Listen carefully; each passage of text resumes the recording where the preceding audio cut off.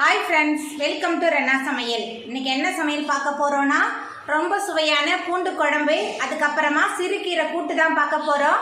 இந்த பூண்டு குழம்பும் சிறுகீரை கூட்டும் ரொம்ப சுவையா இருக்கும். எளிமையான முறையில் செஞ்சிரலாம். நம்ம சிறுகீரை கூட்டை கொஞ்சம் ரொம்ப வித்தியாசமா செஞ்சிருக்கோம். சீரகம் தேங்காய் எல்லாமே அரைச்சி விட்டு செஞ்சிருக்கனால ரொம்ப டேஸ்டா இருக்கும். எளிமையான முறையில் செய்யக்கூடிய இந்த பூண்டு குழம்பும் சிறுகீரை கூட்டும் ரொம்ப சுவையா எப்படி செய்யறதுன்னு வாங்க பார்த்துடலாம். பூண்டு குழம்பு பண்ணுறதுக்கு 3 டேபிள் ஸ்பூன் எண்ணெய் சேர்த்துடலாம். எண்ணெய் சூடாயிட்டு இதில் 1 டீஸ்பூன் கடுகு, 1 ஸ்பூன் வெந்தயம், 15 சின்ன வெங்காயம் பொடியாக நறுக்கி வச்சுருக்கேன், சின்ன வெங்காயம் சேர்த்துடலாம். அது கூடவே 15 பூண்டு பல் எல்லாத்தையும் சேர்த்துட்டு நல்லா வதக்கிடலாம்.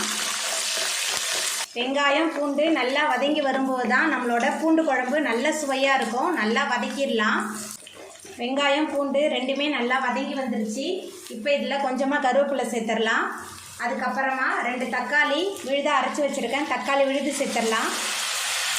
தக்காளி விழுது சேர்த்துட்டு நல்லா கலந்து விட்டுடலாம்.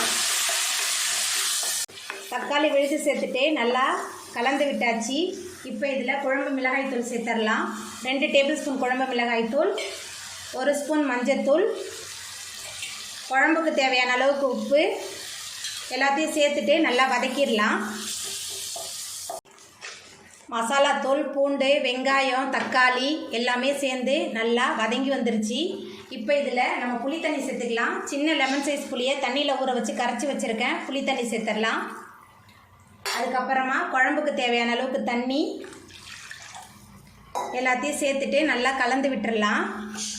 எல்லாத்தையும் சேர்த்துட்டு நல்லா கலந்தாச்சு. புளியோட பச்சை வாசனை போகிற அளவுக்கு குழம்பு நல்லா கொதிச்சு வரட்டும். புளியோட பச்சை வாசனை போகிற அளவுக்கு குழம்பு நல்லா கொதிச்சு எண்ணெயெல்லாம் பிரிஞ்சு வந்துருச்சு. உங்களுக்கு வேணும்னா ஒரு சின்ன துண்டு வெல்லம் சேர்த்துக்கோங்க. நான் வெல்லம்லாம் எதுவுமே சேர்க்கல. அவ்வளோதாங்க, நம்மளோட சுவையான பூண்டு குழம்பு ரொம்ப சூப்பராக ரெடி ஆகிட்டு. இப்போ நம்ம அடுப்பு ஆஃப் பண்ணிடலாம். கீரை கூட்டு பண்ணுறதுக்கு எண்ணெய் சேர்த்துடலாம். 1 ஸ்பூன் எண்ணெய் சேர்க்குறேன்.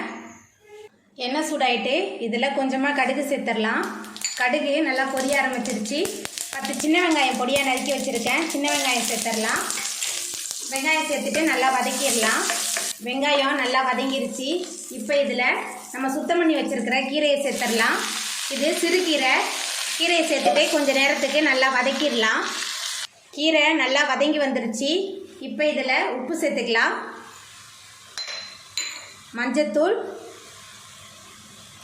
ரெண்டையும் சேர்த்துட்டு மறுபடியும் நல்லா வதக்கிடலாம். மஞ்சத்தூள் உப்பு சேர்த்து கீரை நல்லா வதங்கி வந்துருச்சு. இப்போ இதில் வேக வச்ச பாசிப்பருப்பு சேர்த்துடலாம். நான் ஒரு கைப்பிடி பாசிப்பருப்பு எடுத்து வேக வச்சுருந்தேன்.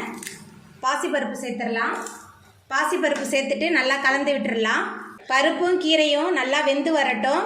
அதுக்குள்ளே நம்ம ஒரு தேங்காய் பேஸ்ட் ரெடி பண்ணிடலாம். தேங்காய் பேஸ்ட் ரெடி பண்ணுறதுக்கு 1/4 மூடி தேங்காய் சேர்த்துக்கலாம். அது கூடவே 2 காஞ்ச மிளகாய், 1 டீஸ்பூன் சீரகம் எல்லாத்தையும் சேர்த்துட்டு விழுதாக அரைச்சிட்டு வந்துடலாம். கீரை பாசிப்பருப்பு ரெண்டுமே கலந்து நல்லா வெந்துருச்சு. இப்போ இதில் நம்ம அரைச்சி வச்ச தேங்காய் விழுது சேர்த்துடலாம். தேங்காய் 2 காஞ்ச மிளகாய் 1 டீஸ்பூன் சீரகம் சேர்த்து விழுதாக அரைச்சி வச்சுருக்கேன், அந்த தேங்காய் விழுது சேர்த்துடலாம். தேங்காய் விழுது சேர்த்துட்டு நல்லா கலந்து விட்டுடலாம். தேங்காய் சேர்த்த பிறகு நல்லா கொதிக்க ஆரம்பிச்சிருச்சு. சுவையான சிறுகீரை கூட்டு சூப்பராக ரெடி ஆகிட்டு. இப்போ நம்ம அடுப்பு ஆஃப் பண்ணிடலாம். அவ்வளோதாங்க, எளிமையான முறையில் செய்யக்கூடிய பூண்டு குழம்பும் சிறுகீரை கூட்டும் ரொம்ப சூப்பராக ரெடி ஆகிட்டு. நீங்களும் உங்கள் வீட்டில் இந்த சுவையான பூண்டு குழம்பு சிறுகீரை கூட்டை செஞ்சு பாருங்கள். இந்த வீடியோ உங்களுக்கு பிடிச்சிருந்தா லைக் பண்ணுங்கள், ஷேர் பண்ணுங்கள், கமெண்ட் பண்ணுங்கள், சப்ஸ்கிரைப் பண்ணுங்கள். அப்படியே பக்கத்தில் உள்ள பெல் பட்டனையும் கிளிக் பண்ணிடுங்க. நன்றி.